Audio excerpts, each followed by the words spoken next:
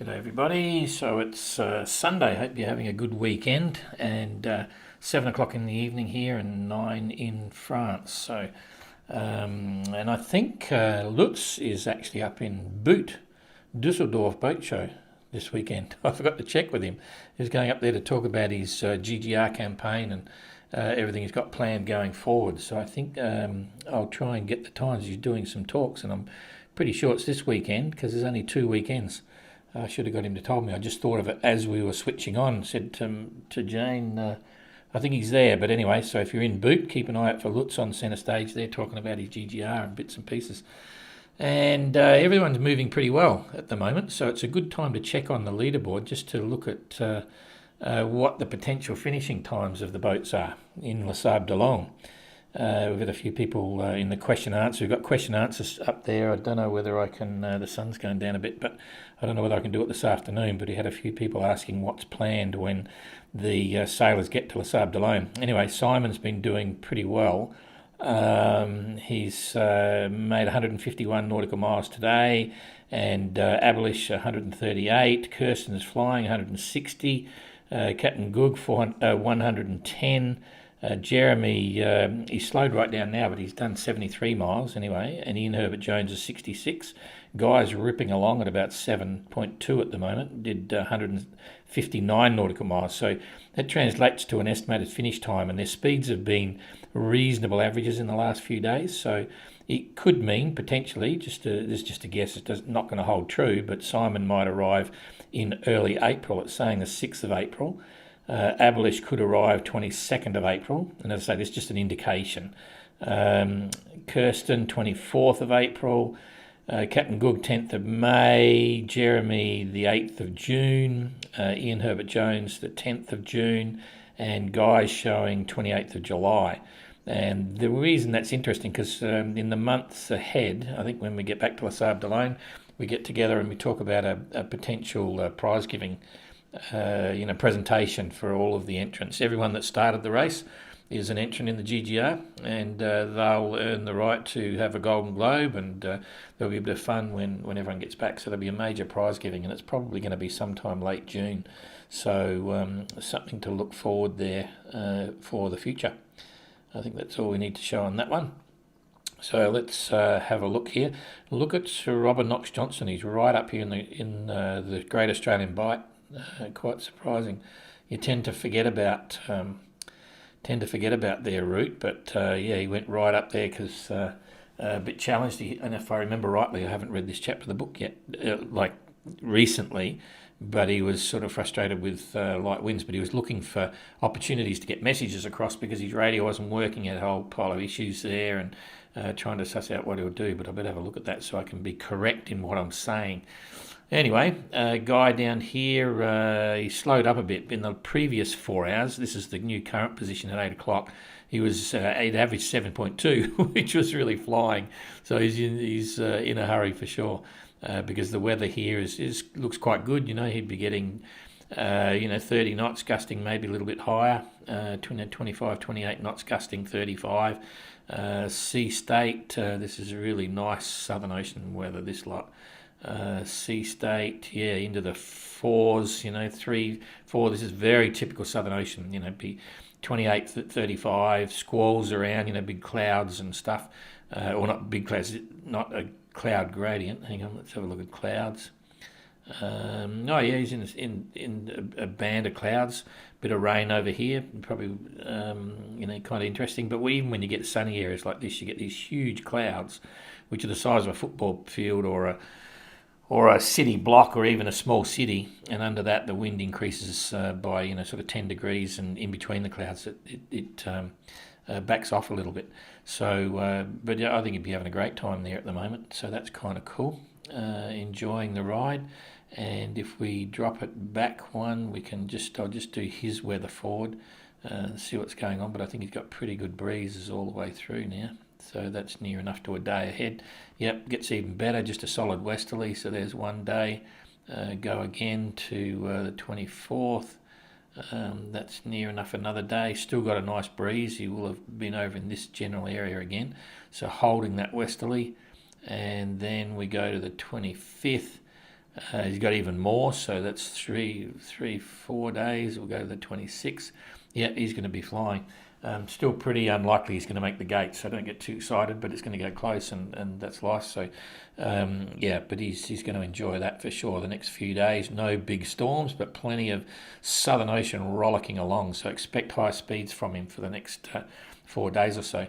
In terms of distance to the gate right now, if he decided to come up to Hobart, it would be about 1,800 nautical miles. So he needs to average, a bit over 180 miles a day. But, let's see what happens.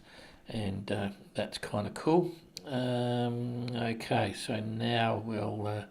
wrong way. Get rid of that. Let's look at the two boys out of Hobart. Oh, looks like Jeremy stopped in that little bit. He was sailing, but he's just on this new position. He's actually turned around. So he's not going anywhere in a hurry by the look of that. We'll just get that up there, get that out of the way. I think you can see that pretty clearly. So Jeremy's doing 0.9 of a knot. He had been doing 2.5, I think it was, in the previous 4 hours before this new position. Pretty easy to see what's going on. We predicted that yesterday. Ian's still got breeze. He's 4.3, so he's dipping south, which is kind of good. He maybe got the forecast just before he left and knows there's going to be more wind down there. Distance apart now for Jeremy and Ian, 80 miles. So they're in touch. That's kind of interesting. And we'll just have a look at their weather progressing now. I'll get rid of that one.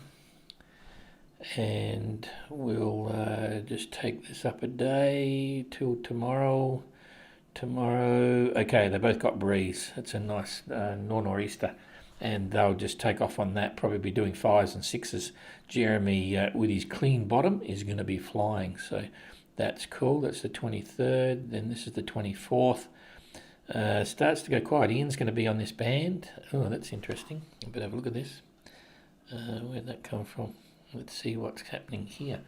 That could have been that. Okay, that's interesting.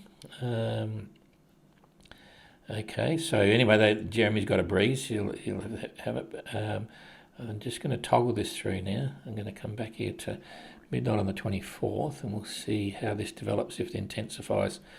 This is the first. I was busy up until a minute ago, and I haven't had a pre-look at this, but it's a very tight little low, but it's opening up and moving southeast, breaking up into two cells. So, but there's plenty of breeze coming.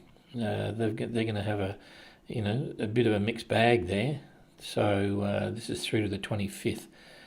That's 2, 3, 4, 5, 3 days ahead. So they got a mixed bag, but generally going to be sailing after tomorrow. It'll be light, no big storms. This is even this lot here that when they come through, that'll be blowing 30 knots, gusting 40, and the sea state will pick up around that one. That's going to be, they'll be down in here sort of thing, which is 4s and 5s maybe. So they got straight into some Southern Ocean weather, and they'll get a move on, which they need to do because they've only just left the gate at the in a reasonable time. So they need to make good time to get past the late season storms around Cape Horn. So they'll be happy to be doing that. So they're looking okay. Okay, Captain Goog, he's up and over the top, just coming into the zone by the look of it, so about to get over the top. He's giving it a wide berth, doing 6.7 knots. He's happy with that. In the last 24 hours, it's showing he's done 110, so no problem there. It's backed off a bit for him. He had some heavier weather there for a while, and that's kind of cool. I think I'm going to have to give him his own weather as well. I'm too far ahead for the others, so we'll just push this forward a day. Nice breeze, yep, firming up from the southwest. So he'll keep going there, turn the corner. He'll be very happy to get that. He likes moving. And then, nothing particularly. He'll be around the corner then, still got a nice breeze. So that's 2 days ahead. 25th, 3 days ahead, he's still got breeze. He's in here. So he's got 3 days of good sailing and making pretty good time. I don't think he's going to catch up to Kirsten, so wrong one. Let's just see how far he is back from Kirsten. Okay, so he's at 1,100 miles from Kirsten. So a long way to go to the finish in the Sable Lane. Anything can happen, of course, but he's happy where he is and he's doing particularly well. And his only big concern, of course, you've probably read, is water. I think that'll pan out to be something in the future unless he gets some through this leg. He's got plenty of other drinking fluids on board. He said he had 30 litres of this and a bit of that, but it's nice to know you got plenty of water. So that's cool.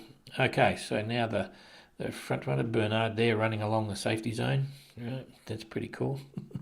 And Simon stretching out. Now before, let's see what Kirsten's doing right now, 6.9. She was doing 7.2 in the previous 4 hours. So then the last 4 hours was 6.9, did 160 nautical miles a day. She was actually going faster than Abelish, and again, she still is. Abelish doing 5.8 and 138 miles in the day. So, and Simon, 6.9, yeah, he was doing, he was clocking it as well, but he's still flying. And doesn't appear to be a huge amount of wind there, but he's just going for it. So, 6.9, so that's pretty impressive. Yeah, because Kirsten's got a pretty solid breeze back there. Now, it's hard to do the definition of both weathers, so I'm going to do them independently. I'll cut it back so you can see what's going on. Oh, that's too far. Okay, so Kirsten's in this hot breeze and it's just catching up to Abelish. So now, what happened to our wind here? Hang on. Okay, what's going on here? Why can't I get the wind toggle bar to go forward? Okay, that's pretty impressive. I'm going to have to reboot, I think, because unless I'm losing the plot here, there's no toggle bar for me to go. So I'm going to just reboot it so we can do the weather. Okay, sorry about this. Actually, a few people asked about weather facts again, and I found a site that I can show you, but I don't know whether I got it up there. Anyway, let's hope that this comes down. There it is. Okay, so now we'll pick this up. That's about right, and we can now see what we got going on here. So I'll toggle this through. Nothing's coming up over the zone, so it's the system, this big high pressure system here. That's the one. I'll just push it back a bit so you can see that clearly. This is the one that's affecting Abelish and Tommy.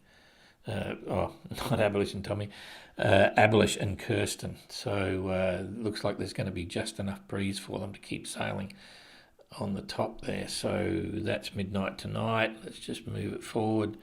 They've got just enough to keep going, and then they've got enough to keep going northwesterly. So that's sort of worth about 5 knots, I reckon. But Abelish and Kirsten are pretty much on the same, and then it's going to come up behind. This is midnight on the 23rd, rolling over the 24th.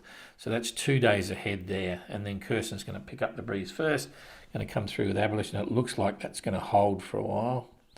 So this is now on the 25th, so that's 3 days ahead.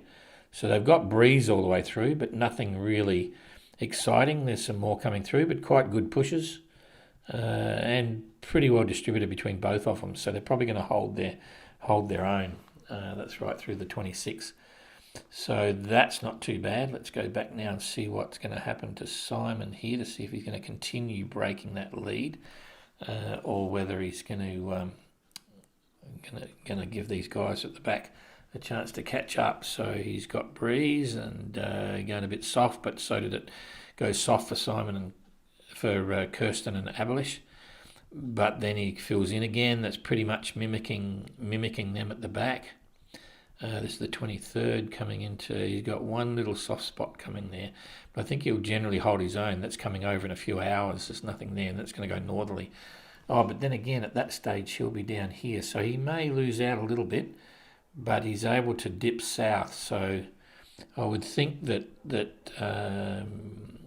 Kirsten and Abelish are going to have trouble gaining on him at the moment for the next few days. So So that's kind of pretty straightforward. If we look at what's going to happen here now, he'll dip down pretty quickly. We actually have a waypoint over here to stop the boats coming through and then not turning to the last minute. It's very dangerous. It's a common thing for some boats to come across here and then turn, and when it blows really hard they get caught with it on the beam and they get rolled over and lose their mast and so on. Very famous situation going back, quite a lot of boats get caught doing that, but so I'd be quite certain Simon will cut down pretty quickly. He wants to get south to get the breeze, and then we'll see what happens. So his distance from Cape Horn at the moment is near 1,900 miles. He's still got a fair way to go, a couple of weeks yet, but certainly ahead of schedule. So that's kind of cool. Now I wonder if, nope, I didn't leave it here, nope. I had a site for, no, it's not there.